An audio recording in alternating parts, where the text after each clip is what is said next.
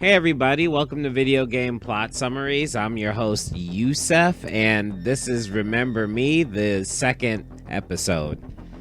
Now, when we last left off, Nilin went to La Bastille, where she was being held prisoner and had escaped, and she's going back in order to release the memories and save all of the prisoners.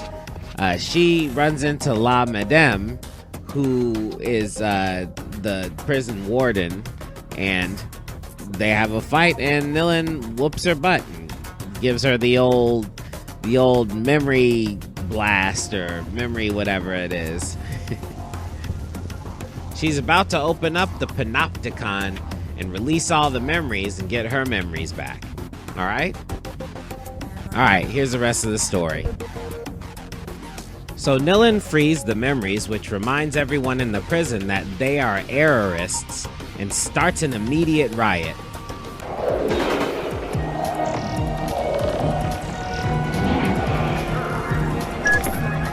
You did it! You've rebooted the errorist revolution. All our comrades have regained their memories. Cell upon cell of vandalized minds, each receiving the memories that were stolen from them. Rebirth.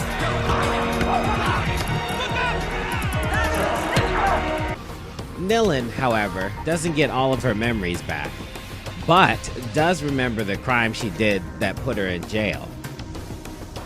A flashback happens, so we get to know too.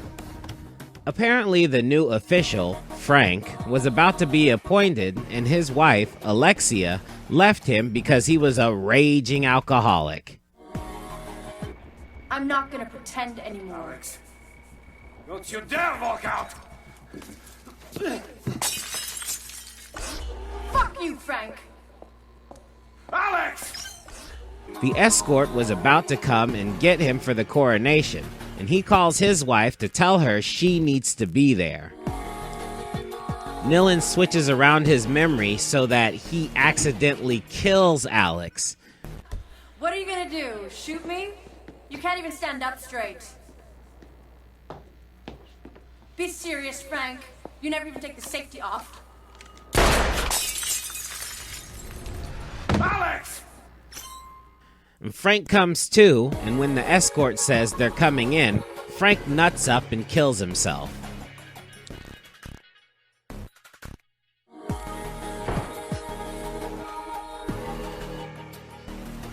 Well, Alexia came back to tell Frank he wins, but he didn't win. Whoops. I wonder how they figured it was Nilin. I also wonder why Nilin thought it would be a good idea to make him feel like he killed his wife. She looked genuinely surprised when he smoked himself, right? So, what was she hoping would happen? He would cry and cancel the coronation? I wish they explained it better. This game needed some plot hole DLC. So now that part of Nilin's memories are back and she saw what happened at the prison, she is convinced that she should be an errorist. The next objective is to stop the reconversion project that Memorize proposed, where they are repurposing leapers into loyal slaves. Nilin has to find Scylla Cartier-Wells and convince her not to be a giant douche. Nilin climbs all the way up to the top of Memorize to use the VIP entrance, but can't get in. Edge tells her to find Captain Gabriel Trace to get his memories. Where is Captain Trace? Nilin asks.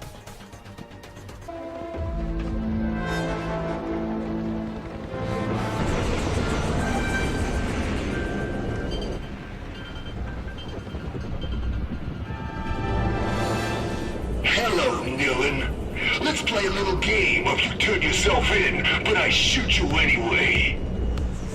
So, after a lengthy chase sequence, Nilin finds higher ground.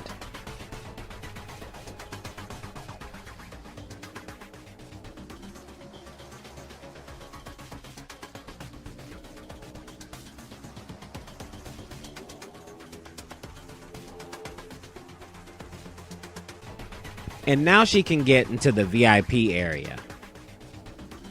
As Nilin goes through Memorize HQ, Scylla Cartier-Wells is continuously telling everyone over the comms that they need to stay at their job even though hell is breaking loose outside. They got a deadline, you know. And get back to work. Your families are under safe force protection, and we have a strict schedule to keep. Fear and discord are on our side. These floods give us the perfect mandate to launch the reconversion. Projections predict 2-digit margins for the next quarter. So we are going to ride this tide and wait for the profits to roll in. Okay, so Miss Cartier-Wells is an uber queen bitch. Also, the closer we get to the end, the more Edge gets hyped up. Here we have it. Reconversion. Scylla Cartier-Wells' grand project. Leapers transformed into obedient, disposable tools. Find that bitch and toss the rotten apples from her rotten mind. Anyway, Nilin gets to Cartier-Wells and sees that she's bitterly holding on to some car crash. So Nilin memory dives and finds out that Scylla has a daughter named Nilin.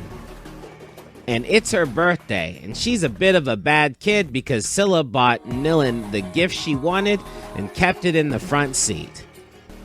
That is a rookie parent move. Nilin looks about 6 or 7. You are going to buy her a birthday present in front of her face and then put her in a not a child seat adjacent from the toy so she can see it. And then be like, wait till we get home. Mom of the Year. As a matter of fact, there's an option in the remix to just turn on the damn seat TV to shut her up. Or just give her the stupid toy. Give her the toy, Scylla. Anyway, Nilin acts like literally every kid in this situation, and then her mom yells at her. Then feels bad for raising her voice like no black woman does. Then, in a Darwin-worthy move, she turns around while she is driving to apologize. Mummy's just trying to keep you safe. You must never do that again. Okay?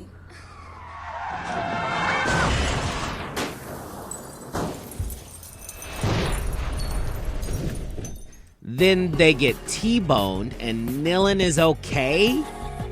Nilin should be dead. She would have flew right out of that seat. There is no hip restraint. Then to top it off, the mom is like, Mummy told you! See what happens? Then my leg! This is your fault! well, happy fucking birthday, Nilin. Your mom is a narcissist.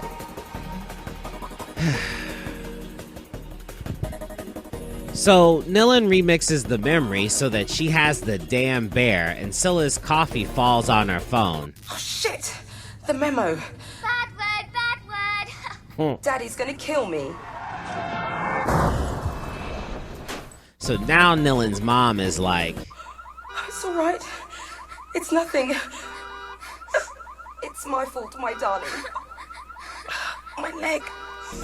so now that Scylla's been remixed, she comes to the conclusion that any decent mom would have come to without having her memories remixed. Oh, baby. It wasn't your fault. I should have been more careful. And it was your birthday. Oh, my poor girl.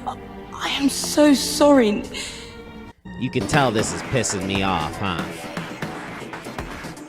Anyway, now Scylla does a complete 180. She tells everyone to go home and deal with their possibly dead from the flood families, and opens a secret door for Nilin to escape through. She also changes the reconversion project because it is a black woman advocating for slavery. I like how Nilin was convicted of murder, and somehow the whole of Neo Paris doesn't connect that she is the daughter of the CEO of Memorize. I wonder how much memory manipulation that took, huh?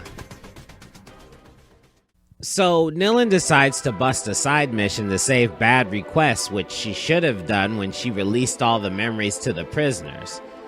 Now, at this point, this is Editor Yusef. I have to point out the time where the game dispelled a thought that I had. Like, literally, I was thinking it right when it showed up. Now, Nilin can't get into La Bastille the same way she came in. That would be crazy. So she went and got Bad Request's pick lock program for her glove. And then she says this, Jewel. Let me guess. I'm going to learn that Bad Request is my secret brother. Is that it? Now she's searching through La Bastille, and she gets to a locked door that scans Nilin. Then it opens and says, Welcome, Dr. Green. What? Nilin makes it to Bad Request, only to have him transfer immediately. Then she gets attacked by Conversion Project prototypes. The Leapers just have hypno helmets and energy leashes like dogs. Really? So Quaid's trying to find out the origin of the Leapers. That's how he began. Then he discovered that they could be controlled using Sensen, hence the Reconversion Project. Now this madman is injecting his own psyche into them. Holy shit. An army of Quaid Leapers. So she gets to Bad Request again and finds that he has almost all of his memories taken from him. She steals what is left and uses it to find Dr. Quaid while having to watch memories of Dr. Quaid turning Bad Request into a Leaper. While Nilin is running through, there is a loud discussion on the comms where Scylla tries to terminate the Reconversion Project, but Dr. Quaid is not with it. Attention all laboratory staff. Do not follow Dr. Quaid down this sterile path. You don't get to decide anything anymore. Sebastian, listen to me. Reconversion is an impasse. I'm convinced of that now. Implanting personalities in these people's broken minds could never be a satisfactory solution. If I stop now, thousands of Leapers will suddenly regress to their initial state. She also gets spooked by a ghost, maybe? Later, Nilin finds Dr. Quaid in the chamber that was going to take Nilin's memories in the beginning of the game. He mobilizes security to subdue her, but surprise, Johnny Greenteeth appears. Literally. So he's really Dr. Green. In the subway, they showed him as Dr. Green for a little bit before he changed into Greenteeth. Obviously, Greenteeth is a little pissed about being turned into a Leaper, and he is ready for revenge. Nilin makes it out and finds Dr. Quaid has escaped Johnny and had time to set up an ambush. So he sicks a bunch of baddies on her and hits the trap door like a true supervillain. While Nilin is holding on for dear life, Dr. Quaid starts monologuing. No one can stop me from finishing my work. And you, hunter of memories, you will no longer... Huh? Oh. No. No.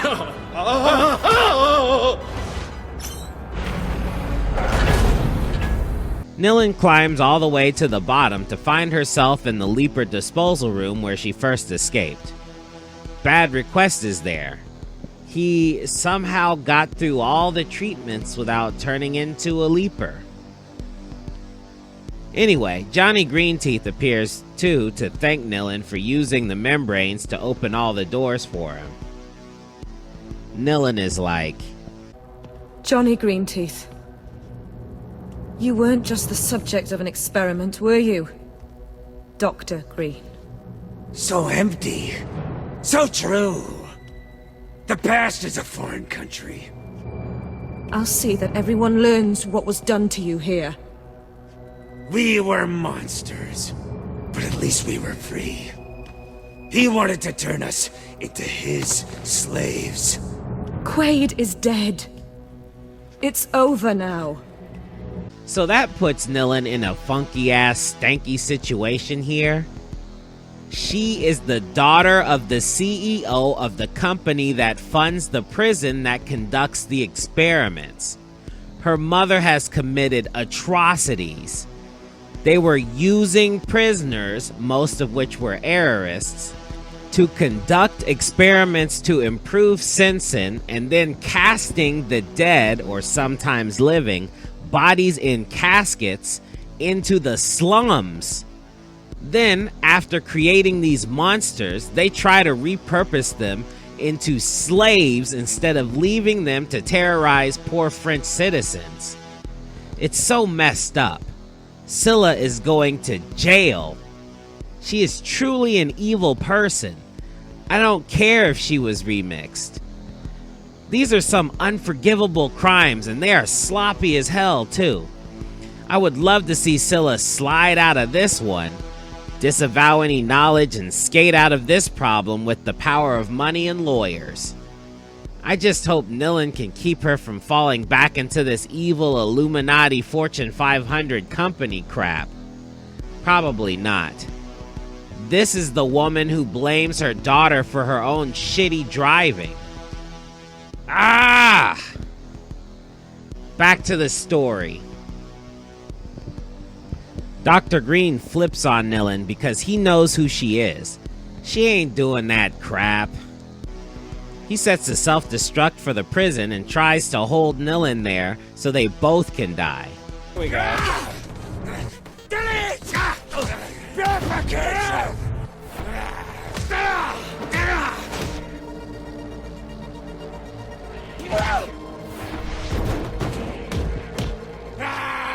What's he done? Enough! Guilty! Punishment! Silence!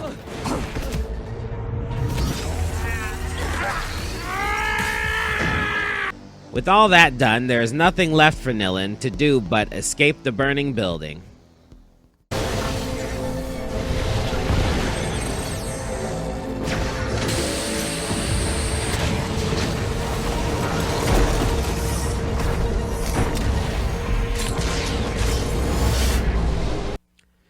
The next mission is to confront Nilin's dad, Charles Wells, back at Memorize. Olga, who still thinks her husband is dead and probably is dead because the prison where they did the experiments exploded.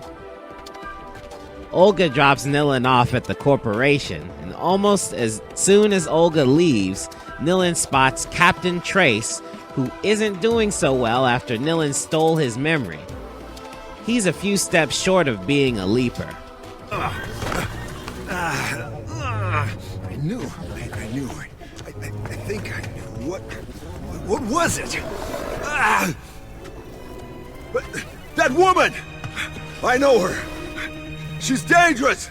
She was here before. No, she wasn't. We must stop her! Stop her now! There! Get her! Got to stop her! Get her now! Yes, sir. Get her now! Unfortunately for him, Nilin still needs his memories, so she follows him. While Nilin is looking for Captain Trace, the Leapers have staged a rebellion on Memorize. So once Nilin lays eyes on Captain Trace, she witnesses him getting KO'd by Leapers. Because they have those mind control helmets, they have somehow reversed the mind control and allowed themselves to steal memories.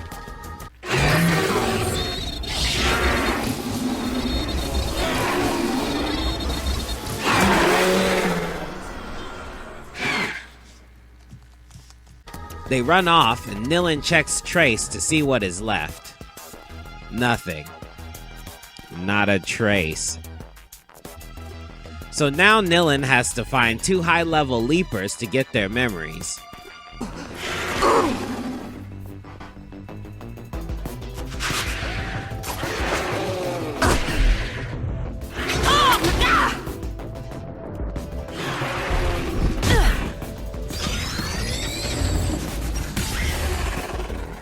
Once she defeats the Leapers, she heads to the entrance of her father's conception cube with the riddle key that was in Trace's memory.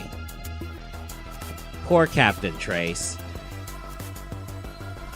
So Nilin goes to her dad's Illuminati room. Tell me it's not an Illuminati room. I dare you to. Nilin figures out all the riddles and goes into the Conception Cube. Conception Cube seals broken via exterior manual override. Contingency protocols are activated. Open sesame. Charles' final bastion is cracked wide open. Go!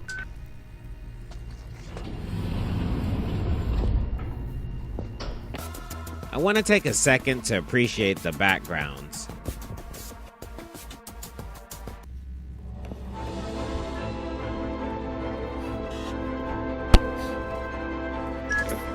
The Conception Cube, the heart of this corruption. This time we nail it. No going back. Tell me about my father, Edge. Charles Cartier-Wells has walled himself away for years, dreaming of his ideal future. It's here that H3O was conceived. H3O? Memorized central server. The place where all these memories are stored. Only your father may enter. It's up to you now. Convince him to let you in. Let's get this done. So Nilin gets in the cube and quickly finds out that her father is the one that had the rest of her memories. Edge helps Nilin realize that the car crash was the event that pushed Charles to move his technology forward. Nilin jumps into her dad's memories to where he used Nilin as his first test subject. I guess Scylla would have never conceded to have her brain messed with. You can see that he cares a lot. It still doesn't explain why he didn't take Scylla's pain away afterwards. I mean, I hate to say it, but she is definitely the villain of the game. Anyway, I won't start that up again. So Nilin goes into his memory of him, going into her memory, and fixes it by having Nilin die in the car crash. Jax! Nilin, stop! That's dangerous!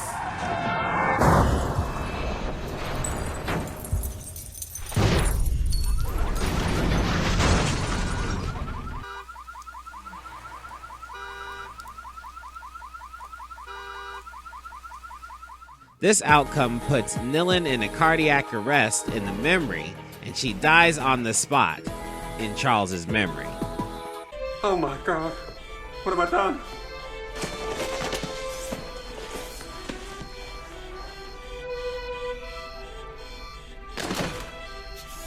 Nilin! Nilin! My little girl!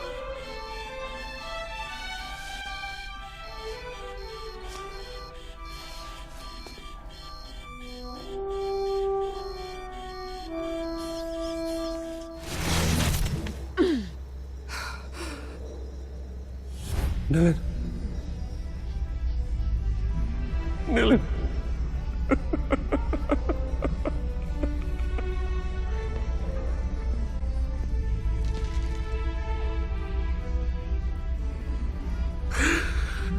My child. Forgive me. I wasn't naturally gifted, I was just a good student. You were his experiment, Nilin. Break him. Do it. Oh, Edge. What a tragic waste. Stop.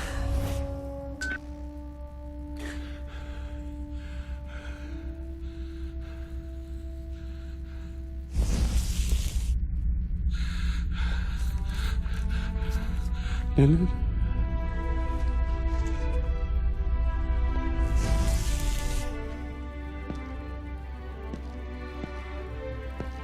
Oh.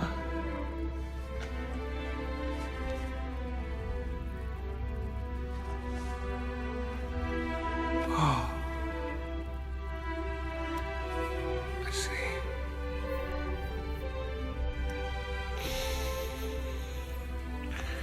You remix the remix. It's very clever.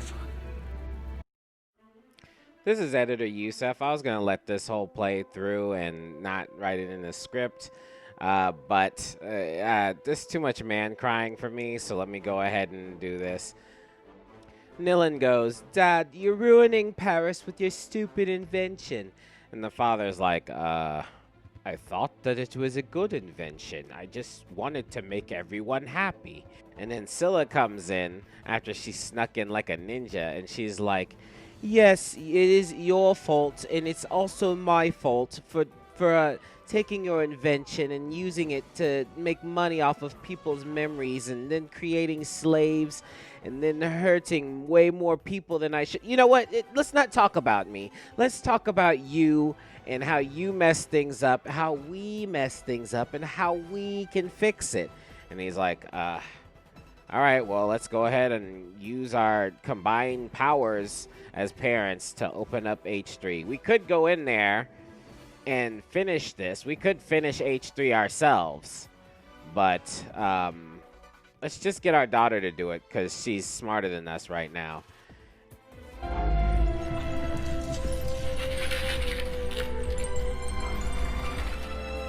Identities confirmed.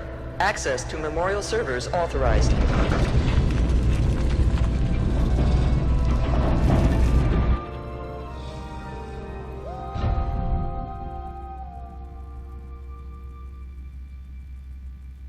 You're a better, stronger Cartier Wells than either me or your father. I'm proud of you, my daughter. Here. It's for you. I don't need your memories anymore.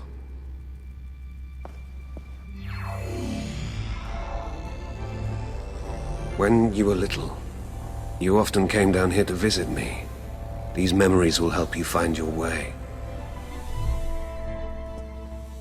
Thanks. You're welcome, my little smarty.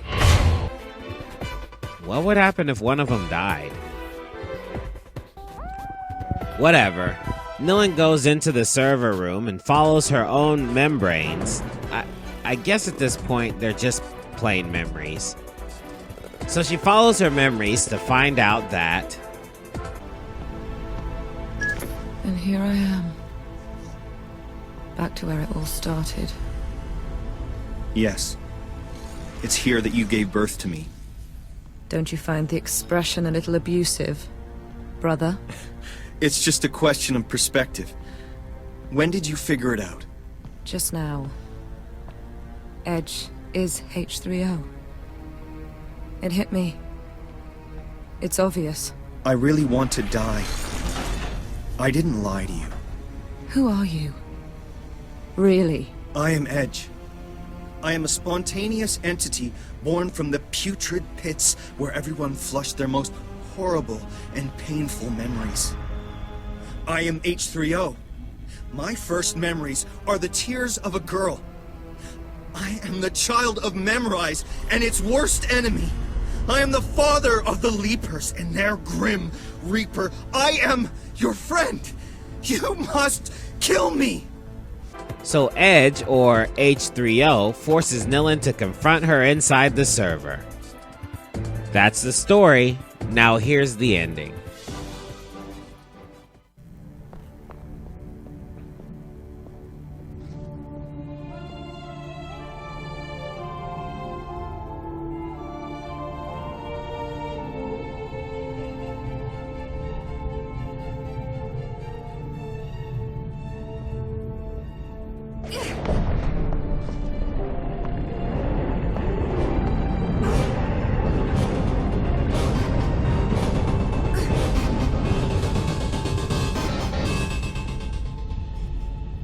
Hello, sister.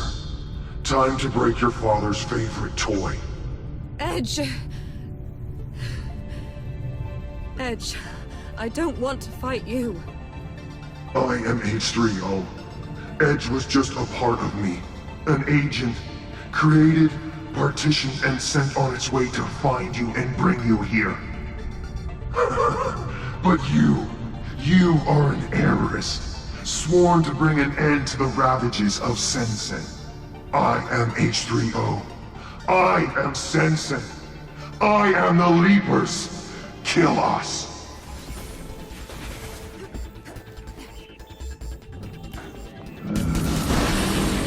All right. Let's finish this.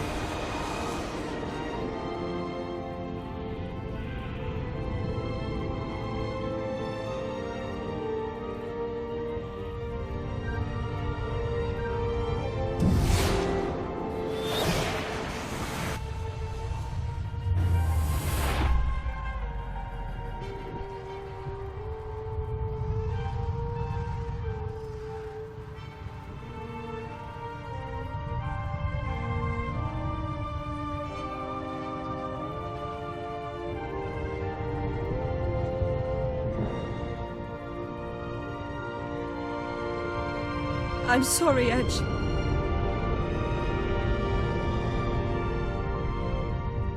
It wasn't your fault, sister. Finish me. Now.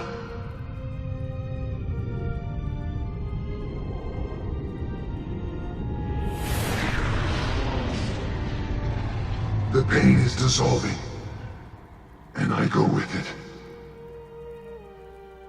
In a few seconds, my memories will be returned to the people. Adieu, Nilin. Remember you soon.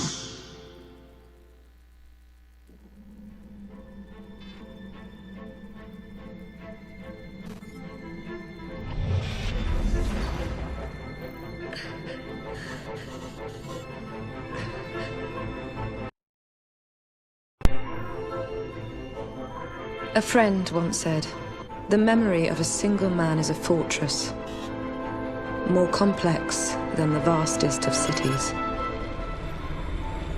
But we invented a key to the fortress.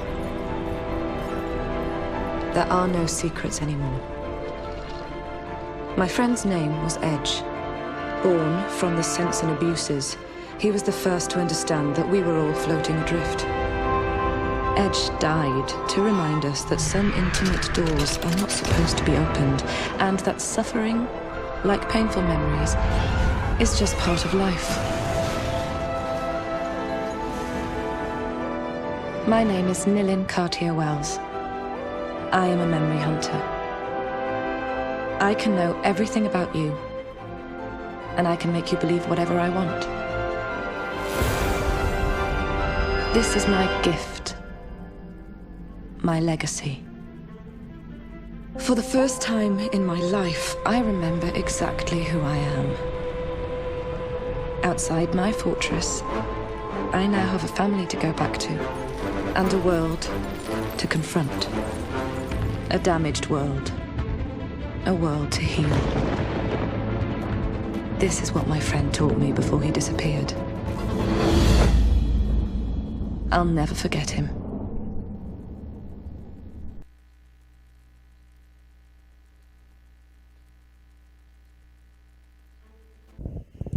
Whew.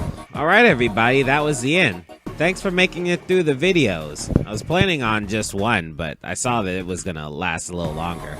The story was deeper than I thought. What did you think about the game? For me, the ending was worth it, but the story broke down in the middle. It kind of played out like one of those BBC dramas that I've seen on Netflix. Writing sci-fi is pretty hard to do, so I give them all the credit for this one. The gripes that I have are no different than the gripes that I have with most sci-fi. It tries to stay small scale with a small cast, but the stuff that's going on is pretty big for a large city to handle. Floods, mass prison breakouts, an army of leapers trying to take people's face. These things aren't small time. Where's the government? Where's the cops? What do you think of Nilin? Do you think her type had anything to do with the sales of this game, or was it poor marketing? What other games, new or old, would you compare this to? Real quick, thank you for 400 subs. I'm still trying to get to 1,000 as a goal, and I will continue to talk about race and other things if I feel it applies to the game. Thanks for putting up with me. Peace.